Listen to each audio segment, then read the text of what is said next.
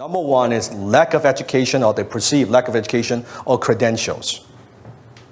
I don't have the academic credentials. I'm not certified. Forget about college, forget about MBA, forget about coaching certification. Nobody gives a fuck. Nobody cares. In my entire career as a consultant, I've only had someone ask me once, do I have an MBA in marketing? I said, I don't. But I have a different kind of MBA. It's called massive bank account. That's my credentials that I eat my own cooking. You know, so forget about that kind of stuff. Nobody cares. Truly nobody cares in the marketplace. So don't let that hold you back to, I don't have enough letters. Forget that. The people who care about are the ones who are actually doing the certifying. The people who are selling you the certification. They're the only ones that care. The marketplace don't give a damn. And it's obvious when a client sees you or sees my stuff that I know my stuff. I don't say I have these like credentials and certificate. I do it through demonstrations. I do it. They see it. Oh, good. You know your stuff. I want to hire you. Through demonstration and positioning. The assumption is built from day one. And never forget that universities and colleges were created by entrepreneurs primarily to make money and create employees. Just think about that. Harvard. Harvard. You understand history is nothing more than a bunch of guys, all small entrepreneurs. How can we make some money? Let's create a prestige university, Harvard, and let's charge premium dollar. Let's make it very difficult to get in. And from there, we pick the best employees and MBA to work for us. It's a bunch of tycoons get together. That's how those universities are created. Nothing more than that. Nothing more than that. So think about it. Just knowing that's how the industry works. So forget lack of education and credentials. But, I mean, if somebody graduated from a great university, that may be an indication that they will be capable of great things, but it's not necessarily the case. You know, if you look at, say, people like Bill Gates or Larry Ellison, Steve Jobs, these guys didn't graduate from college. Dropouts, yeah. But if you had a chance to hire them, of course, that would be a good idea. Yeah, okay. I think having the flexibility to explore a lot of different things, which you can do when you're in college, which is one of the amazing things about being in college, is you can work on all these hobbies and code a lot of stuff and try a lot of different things. It's this amazing flexibility that I think most people take for granted. And once you decide, okay, I'm going to start a company and I'm going to do it with someone else, you immediately now need to convince someone else if you want to change your mind on something. And I think people really undervalue the option value and flexibility. I think explore what you want to do before committing is really like the key thing, and keep yourself flexible. And no, I think that's. I agree. Yeah.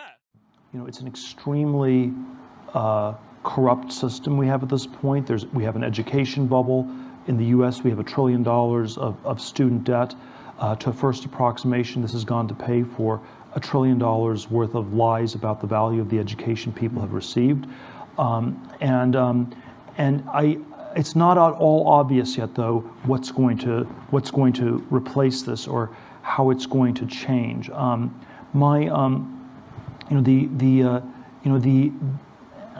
somewhat skeptical that it will be replaced by any sort of single unitary system. I have this fellowship for young people to start companies, and it's not. My claim is not that everybody should do this. I don't think everyone should become an entrepreneur, and I think there is no one size fits all.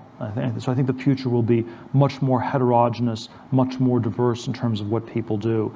What's really anomalous is the sort of unitary tracking, where you have to go to an elite college, you go to Yale or you go to jail. There's nothing else you can do, you know.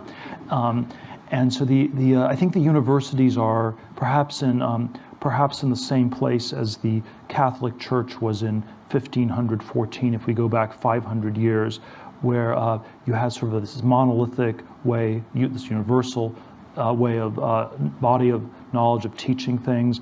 The difference between the Yale and the Harvard political science faculties are probably no greater than the differences between the Dominicans and the Franciscans. So we have all kinds of small debates within this context. We have a system of indulgences that's costing more and more to support this priestly or professorial class of people. We are told that it's the only way to salvation. You must get a diploma to be saved. If you do not get a diploma, then you will go to hell.